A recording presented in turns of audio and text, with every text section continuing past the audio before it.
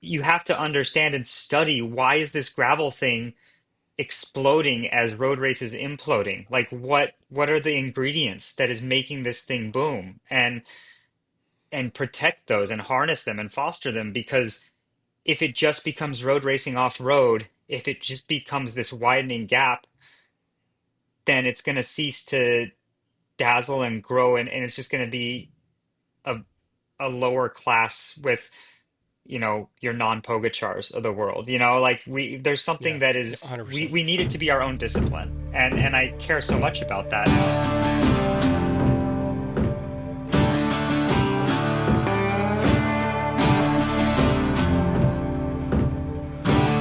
What's going on, everybody? My name is JP, and I want to welcome you to the Stable Cyclist podcast, where we talk about bikes, life mentality, and when the occasion arises, we will deep dive into mental health. It is May, and here on the Stable Cyclist podcast, we are focused on spreading the gravel gospel this month. And with Unbound in the distance at the end of this month, it felt like a great time to start gathering some of gravel's great evangelists. And that started last week when we had Ben Delaney on the podcast to talk about all things that he does and all things gravel. And as you saw in the intro, Pete Stetina is here to dive into his amazing career, and the guests just keep on coming thick and fast as the month goes. And every Friday you can show up here and catch one of gravel's greats right here on the podcast. Also, be on the lookout for emergency podcasts throughout this month as well. But before we get too far, I want to also recognize some new sponsors that have come on board to support the work that I'm doing here at the Stable Cyclist, and they include Dawn to Dusk, Wahoo Fitness, and Silka. But probably the most stunning of all of the new support of late is when friend of the podcast, Chase Work, told me this past weekend that Works Cycling Service would be coming on board as a partner or a sponsor, or however you want to describe it, and support the work that I'm doing this summer. And the brand new Laufsegler gravel bike that you see behind me was given to me by Chase this past weekend at Granny's Gravel Grinder. Granny's Gravel Grinder is one of the grassroots gravel events that Chase hosts, and it was everything that it was advertised to be. It was an amazing time, and if you want to hear more about that race specifically, you can head over to YouTube or my channel. Some of you might be there already watching this, and you can see my race vlog where you will see me start DFL in my race. And as you just heard, I ended the day with a new gravel bike.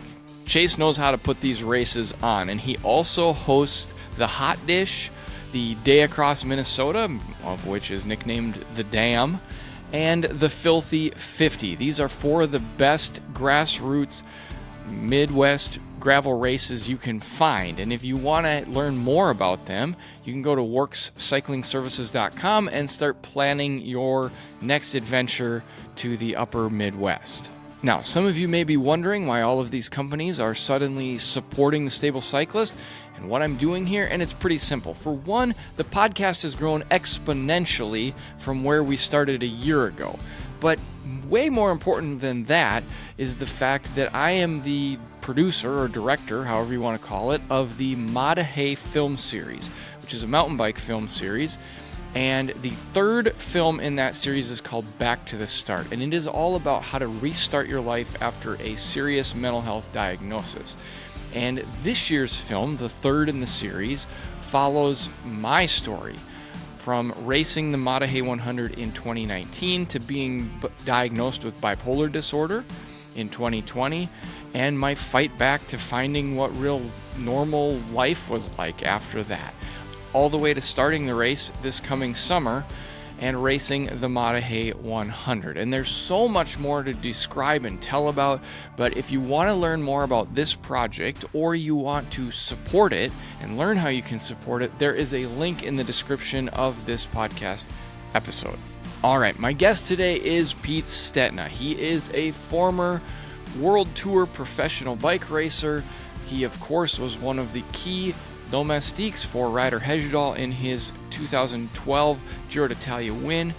From there, Pete would move on and race for a number of years for BMC before suffering a catastrophic knee injury In a crash in the Tour of the Basque Country, Pete would rebuild his career at Trek, and eventually he started to wade into that pool of gravel that we have all found so hard to get back out of once we find our way in. And Pete would move around the time of the pandemic into being a full-time professional gravel privateer. He is a tremendous ambassador for the sport. He wants to see the sport grow in ways that are sustainable and allow others to come into it and find success and find their space. This is an incredible conversation, and I cannot wait for you to hear it. Let's get Pete Stetina into the studio. Well, Peter Stetina, or Pete Stetina, I'm not sure which one you prefer. Welcome to the Stable Cyclist podcast. It is awesome to have you here, man. Thank you. Yeah. I'm not picky. Usually Pete just because it's one syllable. It's easier. Everyone Perfect. talks enough as it is anyway. So yeah. Well, we always start things off here on the podcast with kind of a zero to hero, or like we might say I've never ridden a bike to I'm holding a pro license, like a brief synopsis of how you found the bike and got, in over your head basically with it. And so what did that look like for you, aside from like this shadow of like my dad was a professional racer, that's always the first sentence in your biography when I read it. So tell me about your story, man. Yeah. I think from the outside it is much like a very much oh yeah, it's family pedigree and protocol, and there was no doubt that he would ever be a bike rider. Couldn't be farther from the truth in that, once my dad retired, like you would not have known he was a pro. I mean, all the there was some cool posters around the house, but like all his leaders' jerseys and trophies, they were in a duffel bag in the attic. He just fully stepped away from the sport, really. My uncle stayed in the sport and continued to work for Shimano for many, many years. But my dad didn't. And never pushed me. I mean, yeah, we did father-son rides, and he would, tempt me with a Jolly Rancher at the store to get up a big hill or something. But that was it. I remember watching the Tour de France in the summer, but just because it was on and my dad watched it. And it was actually a friend. I was a competitive soccer player in my early teens, and a friend was also on my soccer team doing some mountain bike racing with a local YMCA team called the Y Riders out of Boulder, Colorado.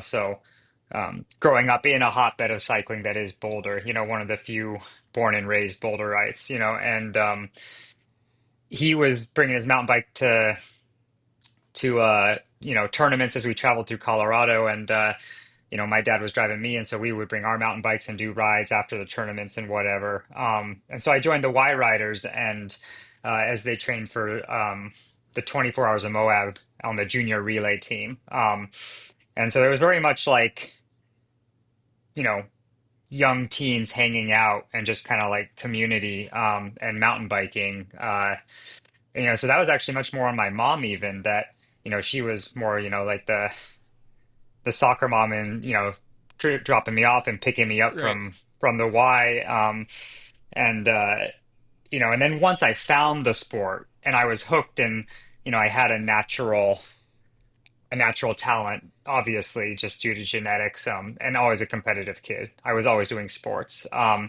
once I found it, then that's where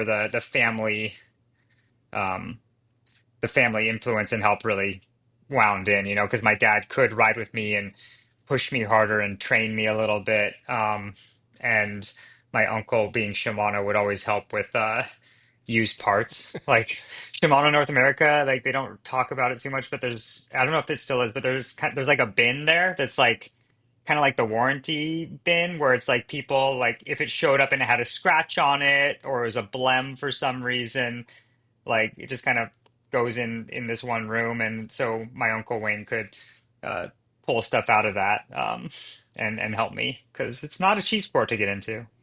No, Yeah. no. So how you ascend through high school?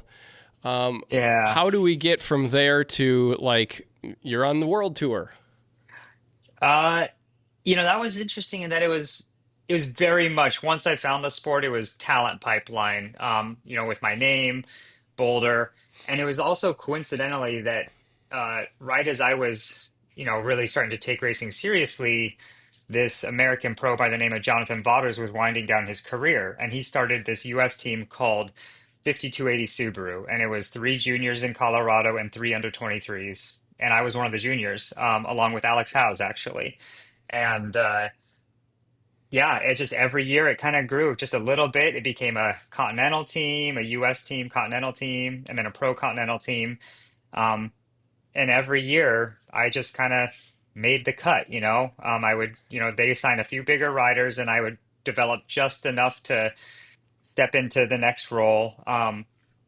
And then as they became really pro and they hired guys like Van de Velde and Zabriskie, then it was they made a big step up, but at the same time, JV was able to create an under 23 team called Slipstream Chipotle for those who are like looking at the 2010s kind of era. And I was an under 23, and I was luckily in the heyday of, the post Lance and Levi era where road cycling was super healthy. You had Toyota United and Rock Racing and robust salaries in American racing and all the American stage races like California and Utah and Georgia and um, Missouri. And so it was a really good time to come up as a young, talented road racer. And so it very much was, the the Slipstream Sports, what is now EF, basically Yep. factory rider. We brought this little junior from Colorado and we brought him all the way to the World Tour. Full development pipeline, plus a lot with USA Cycling too, with they were trying to get the next American or European players. And so there was a lot of trips over in Belgium as an under 23, doing the Tour de l'Avenir and all that. And that generation, it was Alex Howes and TJ Van Garderen and myself, and a few other names that folks might recognize. But yeah, yeah. So it was very much. It's almost weird looking at it because it was just once I was in it, it was just I almost think kind of assumed that that was where I would go. I mean, I was fully in and so competitive. Like that was my nature, was to be an athlete of some sort. And um, I mean, that was always the goal. It's just, I almost feel like, and I don't say this egotistically because I think everyone kind of pushed me in that direction. And I envisioned that of myself as like, it wasn't a question of if I go pro, but when a little bit. Sure. There was Sure. just so much support behind me and young American road racers in that moment in time. So you said like 2010, 2011. By 2011, you're on Garmin proper, Yeah, if I've yeah. read your bio right, and you do your 2010, first yeah. grand, yeah, yeah, and you do your first Grand Tour in 2011, which was a Giro, and in Hmm. 2012, like I rarely fanboy on my own podcast, but we're gonna just like nibble at this for a little bit Yeah. because over my shoulder right here is a poster of Ryder Hesjedal at the 2012 Giro, and to me Ryder, that is yeah. yeah, to me that is still one Yeah. of like the greatest stage races ever that most people don't remember or they don't know they should Yeah. know about it. And it was like Yeah. straight cinema for 3 weeks. And you were in the center of it. And Thank you. yeah, like you were for real in the center of it. And just like in prep for the interview last night, I'm watching stage 20 again because Oh God. uh, because it's one of the more epic stages. And Yeah. again, you were very much at the center of that. And I kind of want to know, you were the super young domestique, basically, and especially when we get to stage 20, your team leader is within a very few seconds of the pink jersey, and you and Christian Vandeveld get tasked with doing a massive amount of work. And I kind of want to know more behind the scenes of like who was pepping you guys up, telling you could do this and pull it off. I think Charlie Wagelius was one of your directors at that time, but I could be wrong on that. Hmm. And what was that like? And for you as a super young rider to be like, man, we're like on one of the biggest stages in the world right now, and it's on me. Yeah. Yeah. I mean, that's the 2012 Giro is a career highlight. And there's so many stories and memories that come out of that still. I mean, I got the Young Riders jersey for a few days before starting to focus fully on, Ryder. And, um, it was kind of one of those things where it was like, I think the team was quietly confident in seeing what Ryder's numbers were. And they kind of like told us, like, we got a chance. Ryder's, he can do something here. But the rest of the world, it's almost like they didn't take us seriously. The Giro was very Right. much that year um, a race for the Europeans and the Italians. Like I even remember in the early days, we won the team time trial. And I think we had put Ryder into pink or something or someone else. But even after that, like we're taking our position like in the front of the peloton on some early climbing stages, and it's like, oh yeah, of course the Americans smashed the team time trial. Like that's tradition from Lance's era. But now we're in the mountains and this is our domain. I remember all the Italian teams like Lampre and Scarpone's team coming up and trying to flick us, and we kind of it got argy bargy. We put our elbows Hmm. out and protected our spot, and we really had to like earn our place. And yeah, it just the whole Giro just kind of kept oscillating, and Basso wasn't the Ivan Basso of a decade Right. before suddenly, and it became closer and closer. It was just Ryder and Purito, Joaquin Yep. Rodriguez, and Yep. Scarponi fell by the wayside. Ryder was climbing better than him, and yeah, we just kept having this momentum and this positive energy, which was really something. My personal day was actually the day on the Alpe de Pampiago. That was a special day. That was where um, we basically it's a super famous climb in Italy that doesn't quite get the same attention as Stelvio, but we went up it, down this backside, and kind of around it and finished on it the second time. And I had flatted on the descent, um, and just through a burst of it was like kind of a blowout too. Like it was kind of like one of those like where you barely kept it up, and just through the adrenaline of it, I got a wheel and chased back, slingshotting through the cars with that young man's recklessness and back into the peloton, and then and I think I just still had so much energy. We hit the climb the second time, and there was no words spoken or anything. I just started drilling it on the front and whittled it down, um, and uh, and then Ryder launched off of that, and Yeah. I don't think he actually won the stage. I think Kunigo was up the road, but it was he put a big time into all the rivals on a big mountaintop finish. And it was kind of one of those things where it's like I personally got to dictate, like, no, we're lighting it up now. And then I think Ryder was just so good. He was like, yeah, let's do this. Yeah.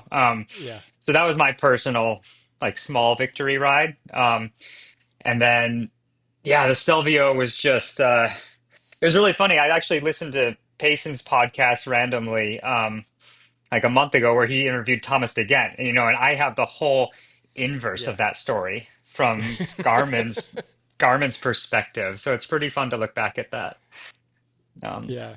Well, and people should go like seriously if you have a long trainer ride, go put on stage 20 of the yeah, 2012 Giro because there's yeah, a point where De Gent gets so far out in front, he's in pink and you guys are having to yeah, chase and Christian is kind of blown up and you're trying to do work too and it's like, okay, how's this all going to work out and you still have the Stelvio to go up. So it's a yeah. fascinating stage.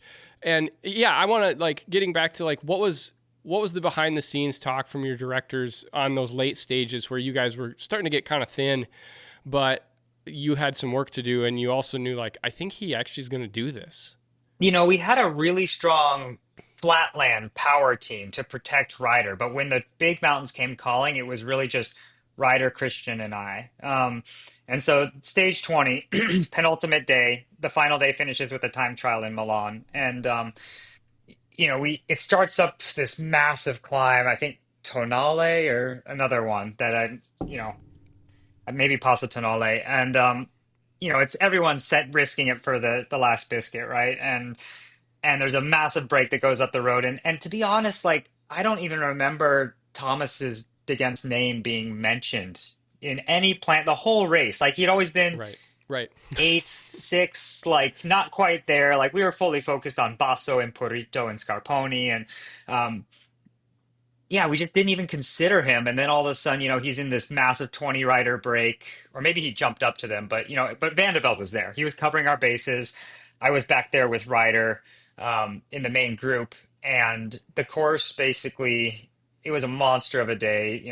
200 plus something kilometers, four, five of the most significant climbs, and it finished with you go up the Mortarolo, race down the backside. You have like a long hour-ish valley, and then you finish on top of the Stelvio, which is the highest pass in Europe. Mountaintop finish, highest point of the race.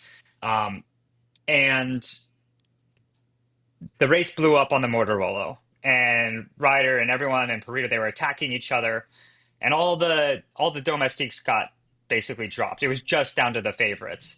And so descending the backside, they got to the bottom and they just kind of like looked at each other because it was all ones, no one was going to work. They were all team leaders. And I was kind of like the first domestique to get back up to there. I was kind of like the best of the rest, so to speak, on the climbing. Yeah.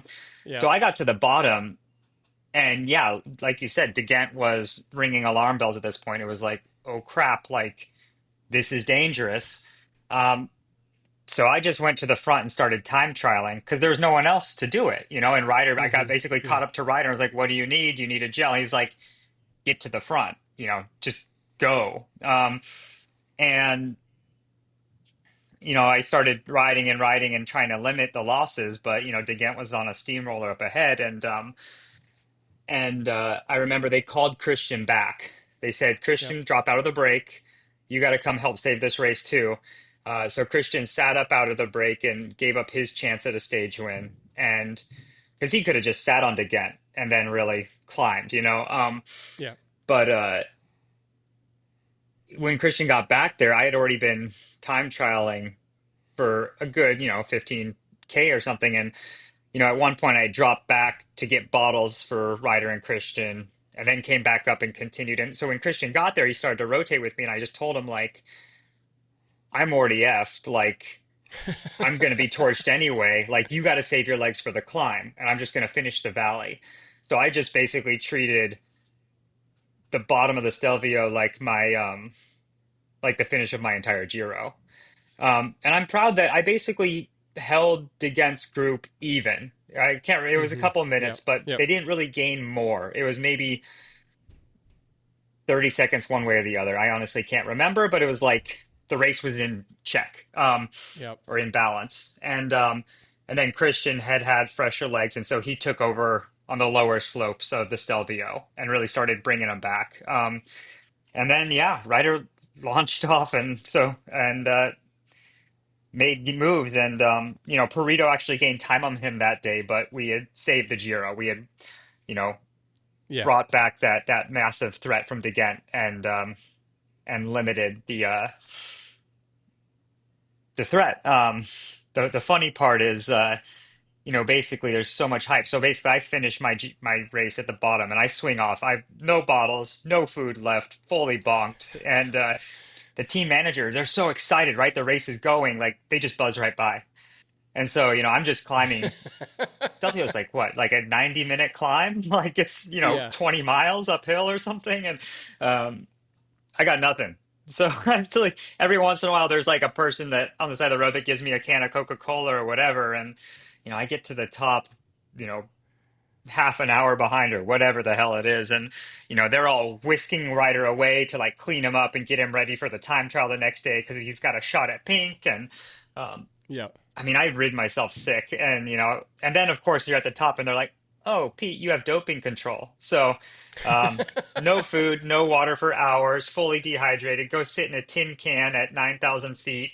The team chiropractor gave me his puffy jacket so I could keep warm. And then finally, like, I get released, and I give a sample, and I go to try to take a shower at this hotel on the top, and they're all yelling at me to hurry my ass up because they've got a chopper for Ryder. If you drive to Milan, it's going to Yeah. be 5 hours, but we're in the race, so they've hired a chopper to just go over all the freaking Alps. The Swiss Alps, or the Dolomites, I guess. Yeah. Yeah. Yeah.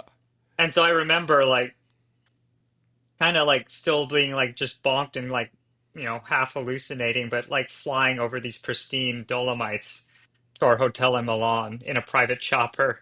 And man, I got so sick that night I couldn't even put down any food. Like I wasn't Sure. able to eat for the time trial the next day. But um, Christian likes to joke that that's the day I got a hair on my chest and became a real man. So it was, Amazing. yeah, it was something I'll remember forever. And Ryder ended up Yeah. winning the Giro. He put time back into Perito, and we won the whole damn thing. And then we partied really hard. Yeah. I'm sure you did. Yeah, so that's like the one of the high points or one of the memories for you that is like stands out the most in a positive way. Um, Mm. I also want to talk about what I would suspect is your lowest moment, maybe ever, or at least as a UCI rider, and that's 3 years later.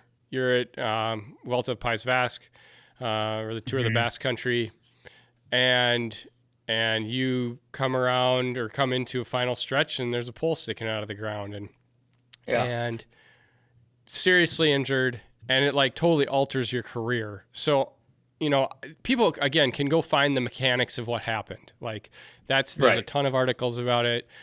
I want to hear more of the mentality that like what you went through trying to just deal with the initial happenings and how that has played out through the rest of your career, even today as you approach racing. Yeah. I mean, yeah, thank you for asking that question. I'm a different person because of it. I mean, that's a life-altering injury, both physically and emotionally. Mm-hmm.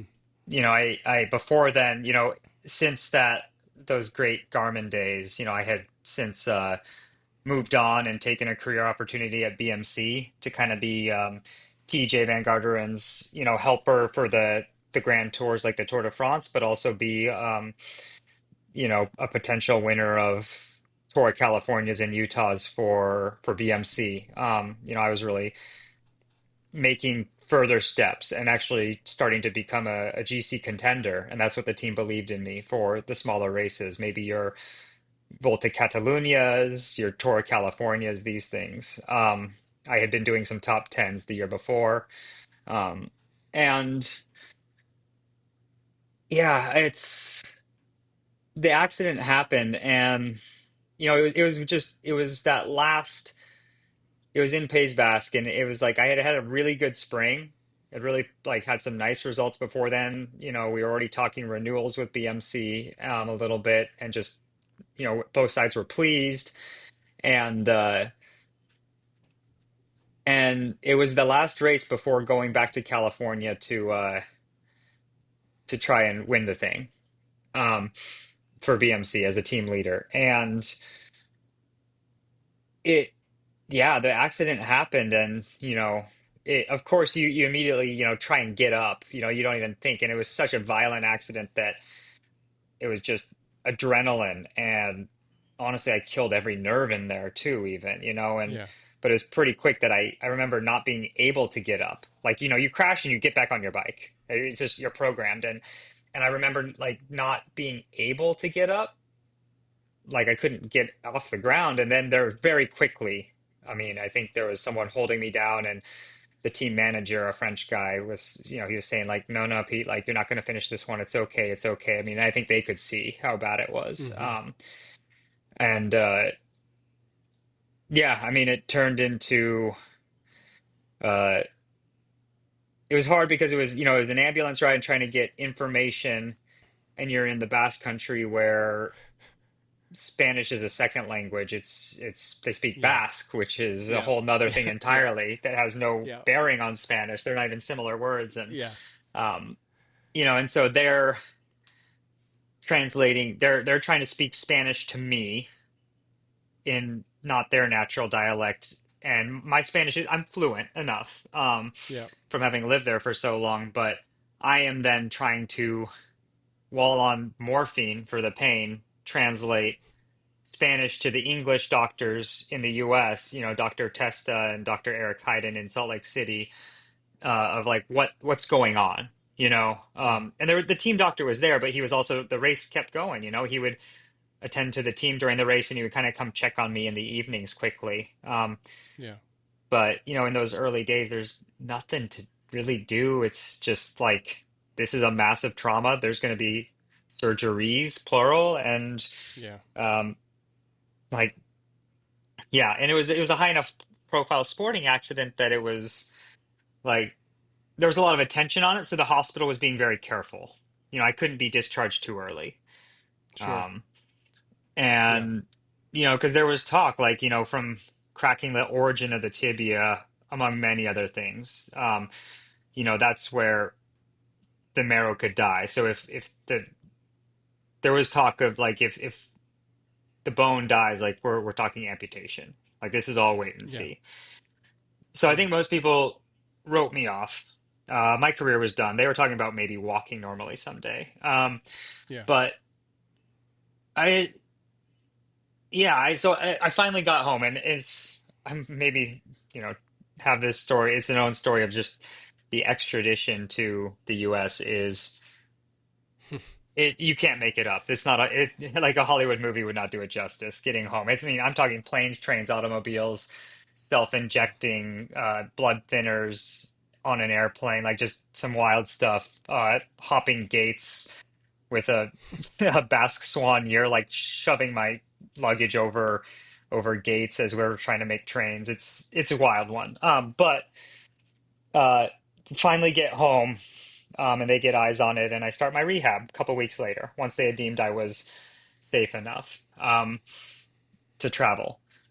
The saving grace is once they finally saw it is I didn't need to go to a fancier surgeon. It turns out that the hospital I randomly landed at in the Basque Country was one of the best trauma hospitals in Spain. Hmm. And it was such a basic construction because it was so obliterated in there. It's not like a specialist could have even done better. They talked to Yeah. guys who had done the King of Spain and FC Barcelona, and they're like, honestly, it's nail and chicken wire. Like, Yeah. Yeah. Yeah. so they get eyes on it in the US finally, and I start the road to recovery. Off I mean, there's too many people to thank on this episode, and just people Yeah. housing me Yeah. in Park City and driving me places. And uh, BMC was great. I mean, even though, I never raced for them after that season, which is pro sport, right? But Yeah. during my tenure there, I do want to say that they paid me the whole time. They gave me all the recovery tools I needed. Like, they were so professional, even if the relationship would not continue past that year. But I mean, my mentality was really I was on a contract year. Um, Hmm. Yeah. and I decided that even if I would never race again, I wanted a working leg for my future. I wanted to play soccer with my future kids. I wanted Yeah. to hike. Like, I needed a working leg. And so now I'm Yeah. still a professional athlete. BMC is still paying me, and my job is to rehab instead of to try and win a bike race. And so Yeah. I found a physical therapist here who was highly regarded in Santa Rosa, and a surgeon here who was friends with Eric Heiden, and the name Eric Heiden pulls a lot of strings nationally. Very privileged to Yeah. have him as a team doctor. I mean, it was very much preferential treatment, which I am grateful for. And you're Yeah. able to play that card as a professional athlete. Um, Yeah. and it was 5 days a week of PT and pain tolerance and trying to literally bend the leg because your leg is stiff as a board coming out of that situation, and you Yeah. have to Yeah. break down that scar tissue to get enough flexion in your knee so you could pedal a bike. And yeah, I mean, it was just pain tolerance and trying to break it down and asking the PT asking me like, okay, which kind of pain is this? Is this the pain where it's scar tissue breaking down? It's that therapeutic pain, like when you get a really hard massage and it hurts, but you can tell it's a good hurt. Right. Or is this a bad hurt, like the kneecap is about to re-break because it's not fully fused? And trying to push the limit every day on that. And after 3 months of that, I had just enough mobility to get around a small crank, a 90 millimeter crank. And then once you could get on the bike, I mean, the bike is a rehab tool for many other cases in life. Yep. Yep. If you think about it just like for basic math, because I don't have a good college degree, but like 60 RPM, which is slow for all us riders. Yep. That's 60 RPM times 60 minutes. In a 1 hour ride, you do 3,600 revolutions with your knee.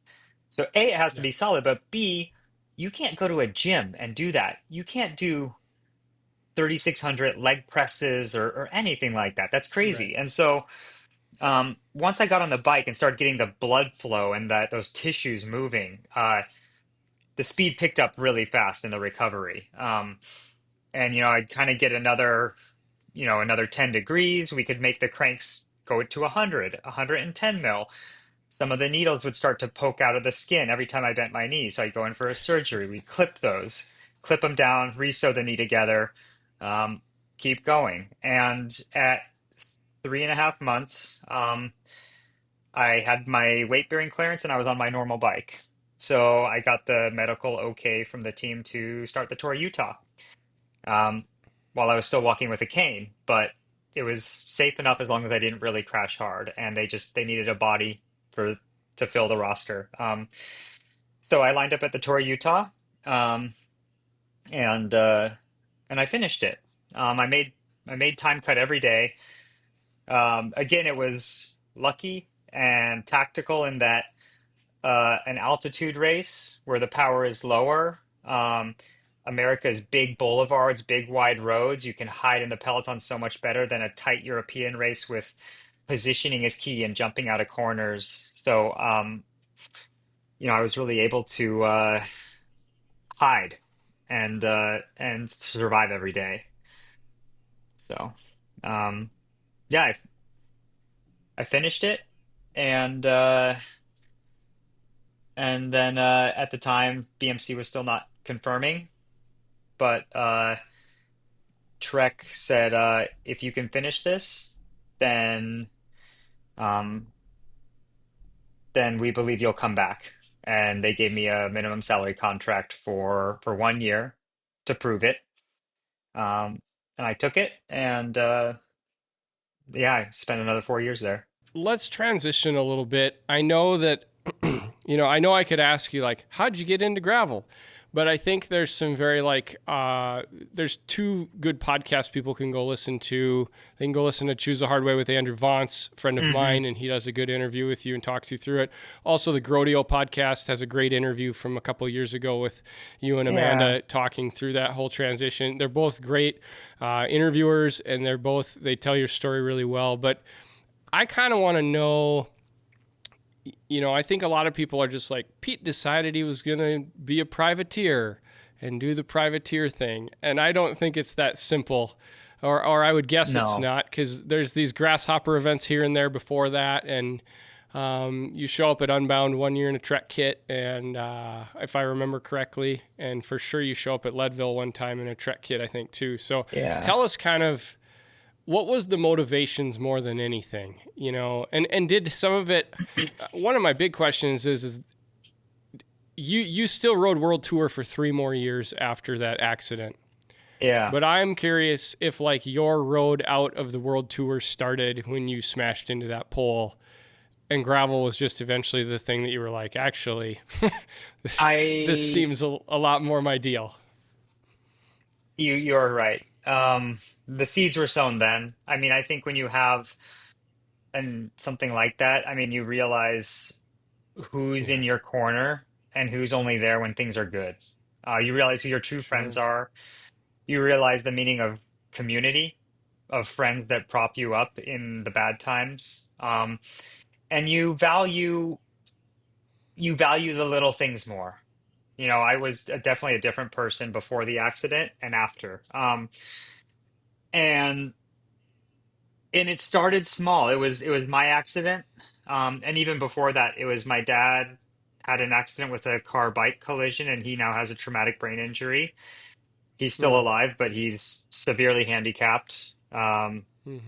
He's very mentally handicapped. So, Yeah. um, it's I basically set out in 2017.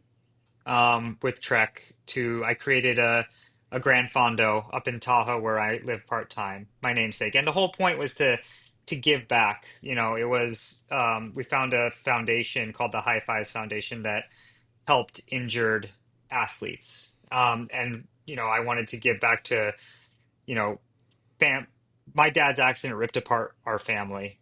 I mean, we're now closer Mm. because of it, but it was devastating. We all, you know, Yeah, lost our sure. father, to put it Yeah, bluntly. yeah, And it was so hard on our family. I know I'm not gonna raise money to actually fix, you know, brain injury research. Like that wasn't the point, but it was like maybe provide funds for families, the support network, you know, of athletes like, you know, what I went through, what my family went through. And and so I started a road Grand Fondo where we fundraised for that. I was a road racer, and it was just another way of appreciating the community. I started, you know, doing more grasshoppers. I'd always done them, but it was like, yeah, they were actually, it was growing. This off-road thing was growing. I appreciated it even more, having beers with people after the race, like not taking it so seriously.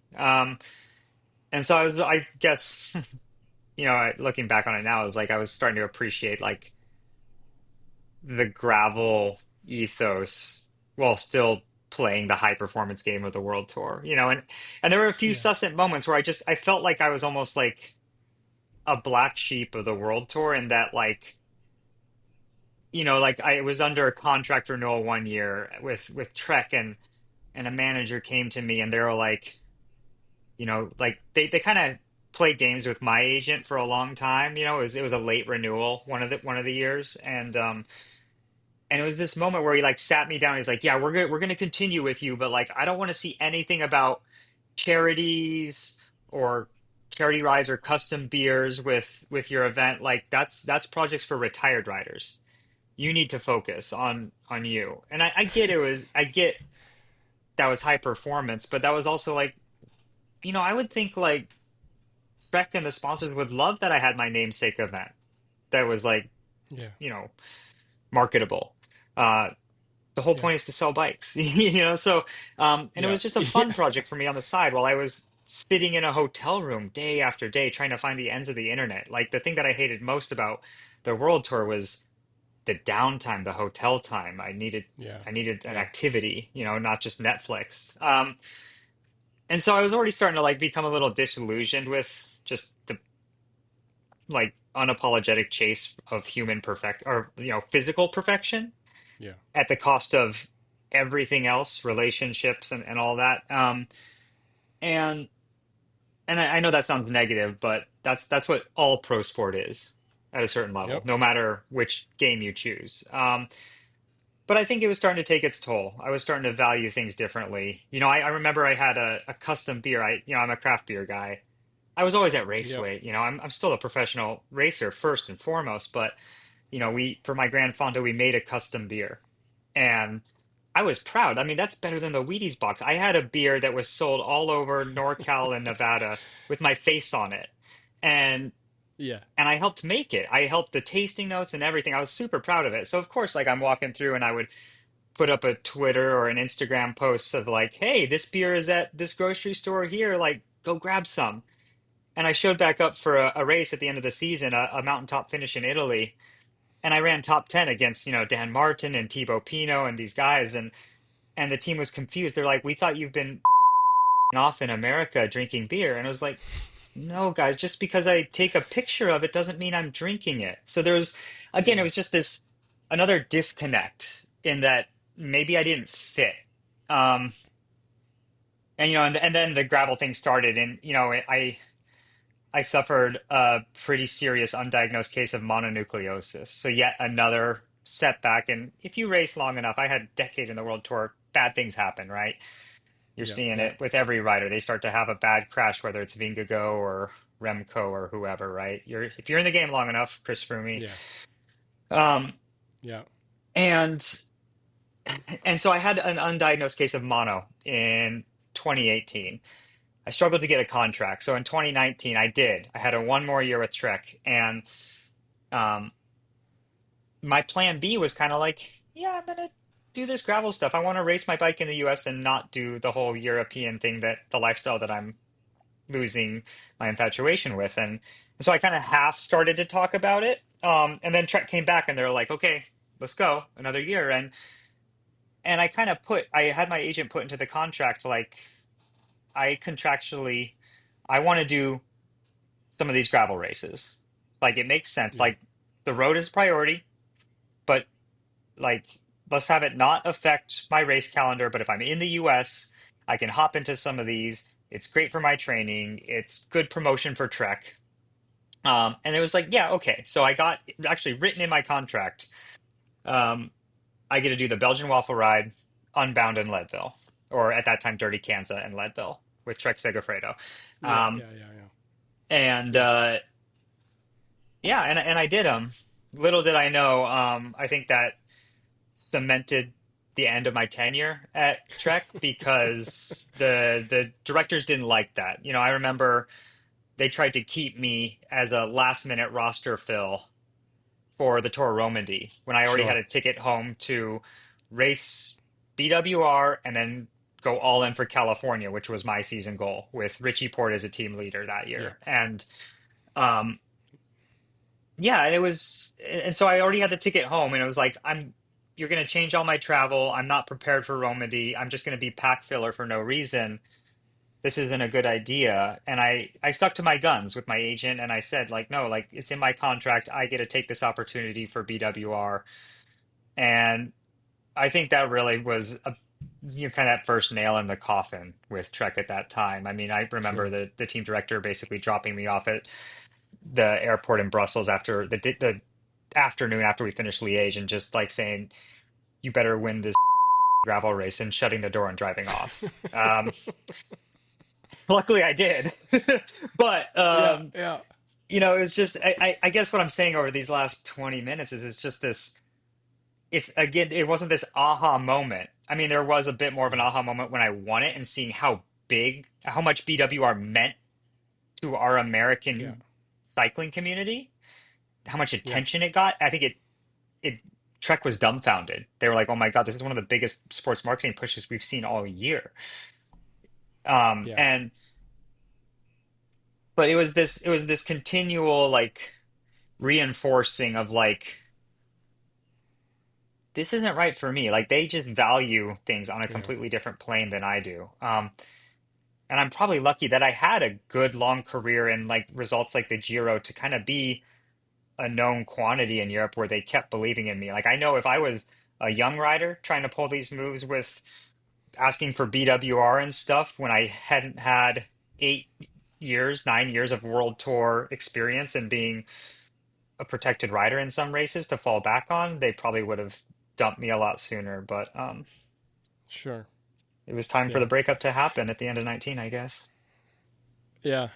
Well, and I ask you to tell those stories, kind of those three buckets we've filled so far, for a reason, because I think, or not, I think, I know that everybody has the stories they carry with them into whatever they're currently doing.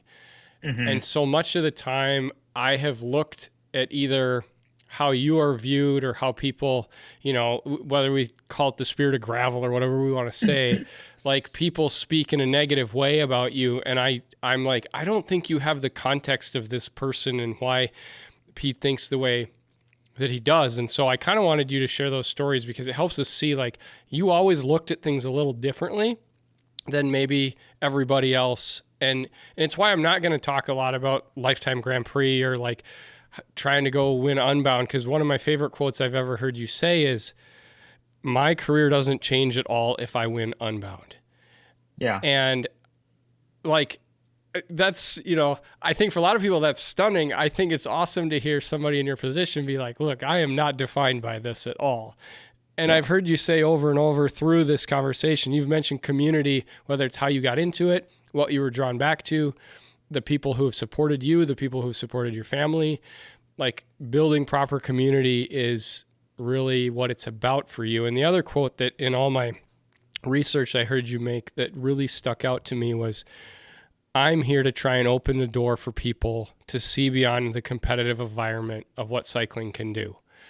And that's really what I want to talk about here, kind of as we wind our serious talking down of Mhm. like, I mean, you see this differently than just like, this is a bike race, which is why you might, talk in races the way you do at people, or the way you might ride in a little more safe manner. But ultimately, there's a way bigger picture here that you're looking at.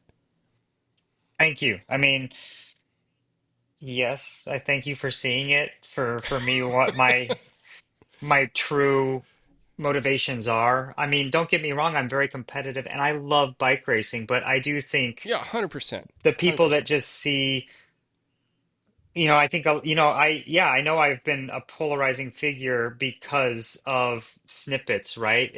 It was never gatekeeping or anything. And it has taken me a moment because this gravel thing was a new lease on my career and my salvation, so to speak, Yeah.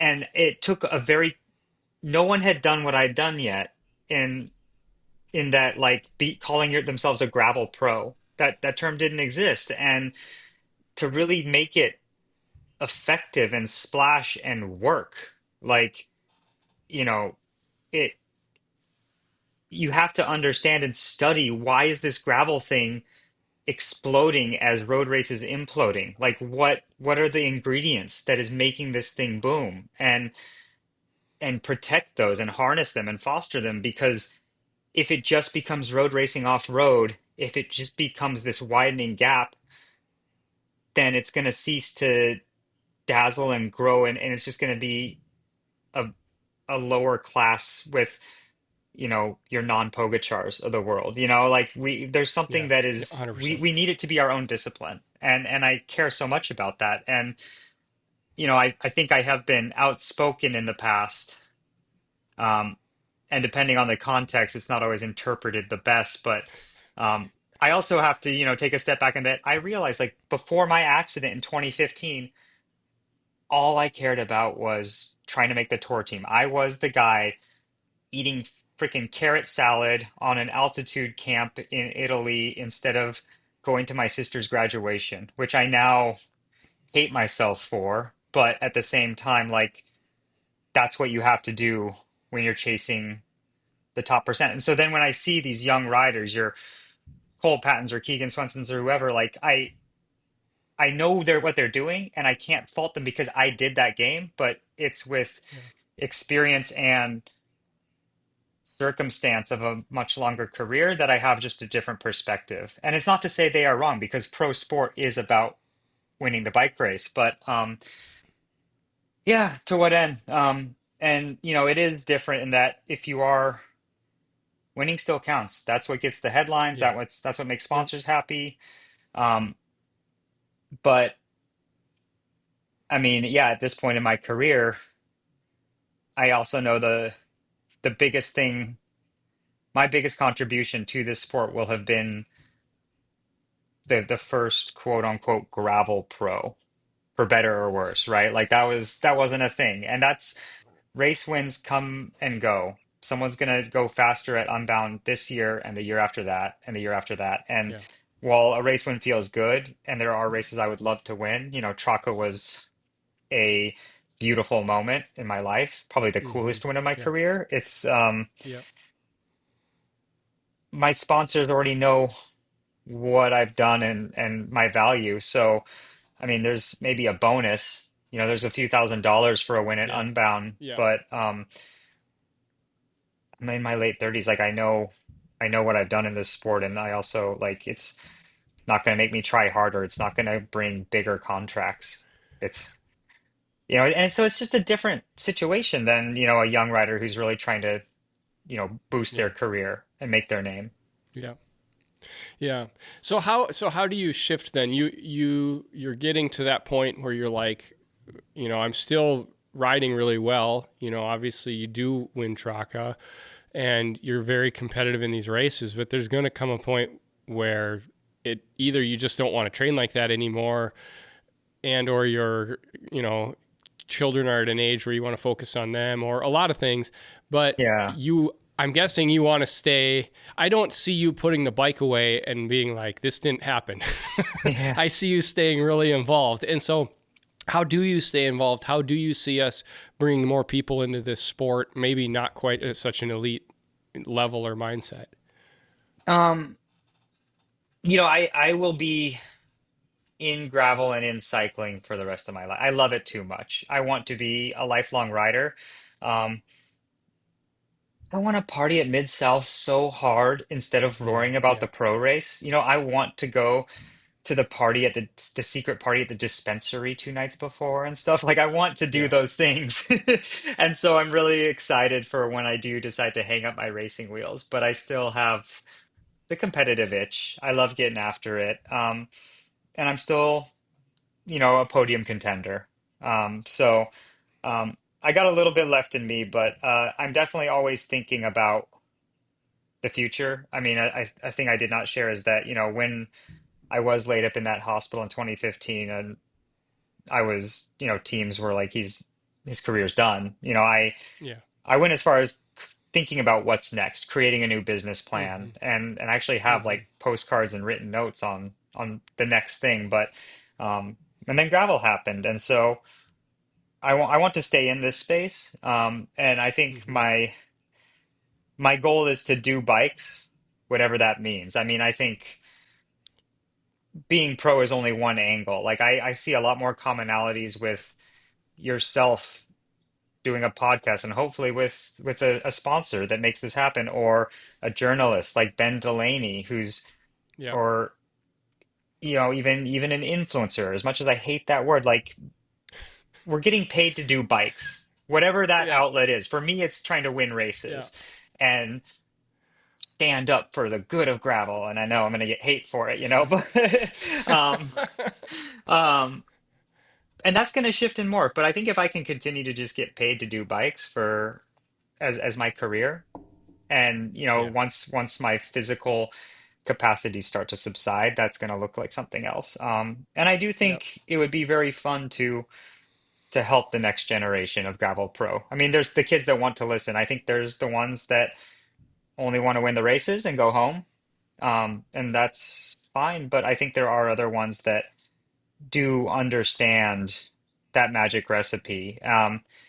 And helping those kids understand that by taking an interest and be like, I would like to help riders privateer better. Like Yeah. build, Yeah. like I had to learn how to build a deck. The word like pitch deck did not exist to me as a pro tour No. rider. I didn't know what that was. Like I just, I had a No. contract from my agent, so like what sets you apart? Like how do you sell yourself? Like how do you resonate Yeah. organically with a brand? Why is like for me, I have to remember why I signed with Cliff Bar instead of Monster. There was two offers on the table in 2020, and Yeah. like because I'm the Yeah. hippie organic kid from Boulder, right? Like, Yeah. and so I think helping the next generation really figure that out and really become a better pro, a modern era pro, because just winning the bike race only goes so far and it will be short-lived. Yeah. 100%. And I'm very happy that I've basically had um, a crash course in marketing and business management from being a privateer that I'll be able to use the rest of my life. And yeah, hopefully I'll just party Yeah. at gravel races more when that day comes. Absolutely. Absolutely. Okay. That was like almost an hour of very serious talk, and like at times trauma. And we always end things on a lighter note. We Mm, always start with the gas station question, and the gas mm, station question is this: you and I are going to go on like a really long gravel ride, okay. not a race. We're just going to go out on a training ride, like 6, 7 hours, and it's rural, and we're going to Hmm. run out of supplies and have to stop at a gas station.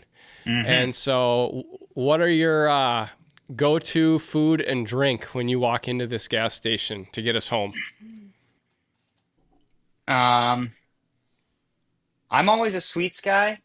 Like I've got some buddies that do the sea salt and vinegar chips, and I'm just like, nah, we might not be friends right now. Like I'm gonna go for the Swedish fish, your Twizzlers. Uh, you can't beat a Snickers for actually just like ride performance. yeah, I'm gonna do that kind of thing. Yeah, I'm a sugar guy. Up here in Northern California, I've been really into like the canned mates lately instead of like the Okay. Mexican Coke. Like you either go Mexican Yep. Coke, which is, for those who don't know, the glass bottle Coke, which is real sugar instead of the American high Yeah, fructose it's corn like syrup a stuff. bottle of sugar, Oh basically. man, Yeah. it's nitro. But this, I'm telling you, this guayaki stuff from, Northern California, there's a bunch of other brands. That mate ramp is like it's smoother and it lasts long. So and it's not also all the sugar of Coke. So you can have your little sugary treats, but then we're gonna smash a mate and then we're gonna be ripping. Um, we're gonna be going quick. Right on. Yeah. Right on. Okay, next one. Again, very random. Are you Harry Potter or Lord of the Rings?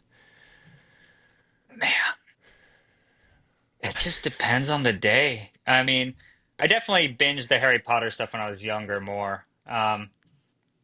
But I like me some. Is Harry Potter sci-fi? I get into the sci-fi in general. Yeah. Yeah. So then the follow up I'm is gonna go if you Harry like Harry Potter. No, Potter.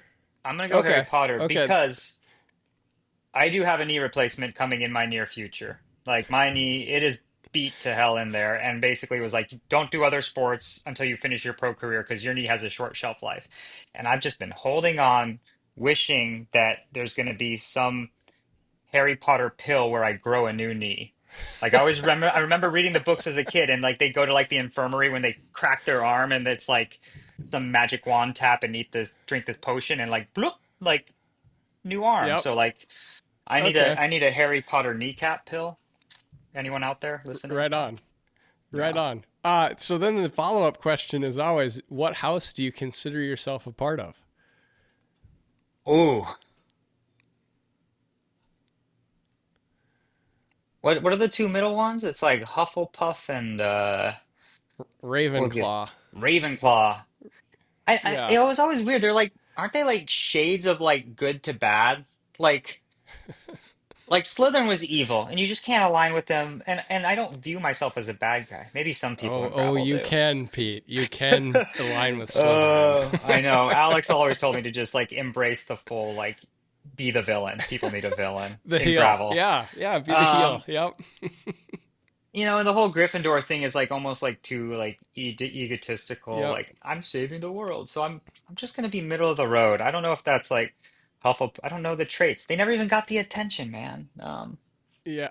So I'm, All right. All right. yeah. So you've ridden. We're gonna finish with two questions that are kind of the same. You've ridden gravel all over the world, Mm. literally, and what is the best place to just go ride gravel, and then what is the race that everybody should go do? And you can't say like one of your own races or events. Yeah, So yeah, like yeah. somewhere out there you got to go party at. So yeah, Okay, the best place to just ride. Oh God. Um, Man, that's really hard. As much as I love living here, it's not Northern California. There's too much private property. It's going to be open, wide spaces. I do love Nevada. It's just you can get so far out there. Um, yeah, Spain is pretty good. I would love to try some South American stuff like yeah, Chile. I have a bigger wish list than like my favorite place to return to. I really want to sure, return to the Dolomites. Like I would love to do like yeah, the scenes of that 2012 Giro, but from the gravel. Like there's a gravel way up the Giao and yeah, all these other famous passes, and you could stop at the Refugio and like have a coffee and keep. So I would love to like kind of recreate a Giro, but on gravel. yeah, Yeah, and I think all right, the best place, maybe not the best place, but one that people need to get on their radar is um, Eastern Tennessee. I feel like the yeah, Southeast does not get enough attention. Like there's no big national level events in the Southeast. It's all West Coast, Midwest. yep, Um, and yeah, there's the one BWR Nashville, but that's it really. And I did that uh Dirty 130 FKT project with Heather Jackson, and we were just literally flabbergasted at the depth of like the mountains out there and the Yeah. hospitality of everyone. So look up the Tennessee gravel grinder routes. There's a bunch of individual time trials. They do an event. I would say the closest airport is probably Chattanooga. Go get into the Noog Yeah. and then drive south, I want to say, and the town of Reliance, Tennessee, and then launch from there.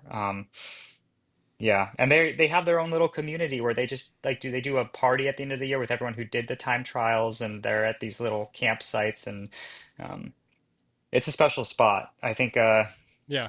I want to like bring a bunch of canyon athletes there and do like a training camp if I could. Yeah. All that East Coast gravel is gorgeous. When we were out filming for Mater Together, we were Mm. just west of Knoxville with Hmm. Gordon Wadsworth and Thomas Turner, and we were on gravel for a lot of that. And I was just like, it would really be fun to not be holding the camera right now and be on a Right. bike, but Yeah. it's proper gorgeous and proper mountains, and Hmm. especially in the fall when we were there. So, Oh yeah. okay, best race. What's the race people need to go do? Oh, oh gosh. Oh gosh. There's some like that's I'm still it's always the next one for me. I'm trying to like I'm trying to get it all in before I retire. Like there's always a new adventure. That's Yeah. part of the reason I'm not doing the Yeah. Grand Prix is like I need to explore the things. And I'm finding myself continuing to go global. I mean, the US has honestly been, Sure. for all intents and purposes, at least someone who travels for gravel like I do, it's um almost I wouldn't I'm almost going to use the phrase tapped out just because like it's growing like global gravel or European gravel is kind of like where we were in 2021, and it's just like there's Yeah. new cool things happening. I mean, I think for Americans, you have to go experience the Traca. It's the Unbound of Europe. I think it's eclipsing them in many ways too. Yeah. Uh, I would say the one you got to do is also um, it's your local race. I mean, you got to support your local race organizer. Like it's for me, it's the Yep. grasshoppers or the bike monkey stuff. But it's it's we're actually interestingly enough seeing a big decline in race registrations this year. Races are struggling to fill up nationwide, and um, the cost of doing putting on bike races has gone up, and I think a lot of people are they don't want to pay those monies, understandably, but at the same time, like um, as a race organizer, I know it's so hard to predict Yeah. numbers when it's like people wait till the last minute to register. Yep. And yeah, if you not even if you can do the same routes on your own, like I think nothing beats like doing it as an event with the post-ride food and the beer and hanging out Yeah. together. Yeah. Yeah. And then my Awesome. must-dos, I'll give my must-dos depending on where you're listening from. I have a few rules every year. I cannot miss Mid-South. I have to do one BWR. They're just a different style. Um, I have to do one of Chad Sperry's events. Chad Sperry puts on the Oregon Trail. He also has two other races in the Bend, Oregon area, and he's got a new race in Ogden, Utah, basically a mini Oregon Trail, so to speak. It's 3 days out of the Salt Lake area. They do such good events. I mean, I would say align yourself with a race organizer because they actually Yeah. then you know what the experience is. Like it doesn't Yeah. matter if it's Crusher in the Tusher or it's Unbound, like or Big Sugar. Like Lifetime has a vibe. BWR has a vibe. Yeah. Yep. And Chad is a very good friend. And the Oregon Gravel Grinder Series, Breakaway Promotions. Um, man, those are some of the best events. He puts on. He also, even though he doesn't own them, he puts on as of this year, Lost and Found in California and the Downeyville Mountain Bike Okay. Classic. So Yep. look those guys up. Very cool. Very cool. Well, Pete, this has been awesome, and I think maybe different from what people expected tuning in. But this is like getting to hear more of who you are beyond just the normal stories I think people have heard in the past. So thank you for being open and vulnerable and sharing a lot more about who you are. No, I appreciate it. Thank you for asking different questions than the norm. Now we just got to come up with a clever caption that people with 5 seconds of attention online will actually click on instead of like Pete talks about his move to gravel. Exactly, So, exactly. yeah, good luck with that. Thanks for hanging out with Pete and me today. Do me a favor. If you enjoyed the episode, please share it. That is the number one way that we grow. Also, if you enjoyed what you heard, please take the time to make sure you're subscribed and hit the thumbs up button if you're on YouTube. And if you are on the audio platforms like Spotify and Apple Podcasts, please and thank you, go give us a 5-star review. And if you're feeling really generous with your time and you have a lot of margin, you could even write a review for us on Apple Podcasts if that's where you're listening. As I said, it is May, it is the month of the Gravel Gospel. And we keep things rolling next week when Hall of Famer Amanda Naman-Sheik will be in the studio with me for what I believe is the most powerful conversation that you will hear this month. Further on down the line, we got some goodies like Logan Casper and Ian Boswell still to come, and be on the lookout for those emergency podcasts. Thanks for hanging out today, and more important than anything you have heard all day, remember that you are loved.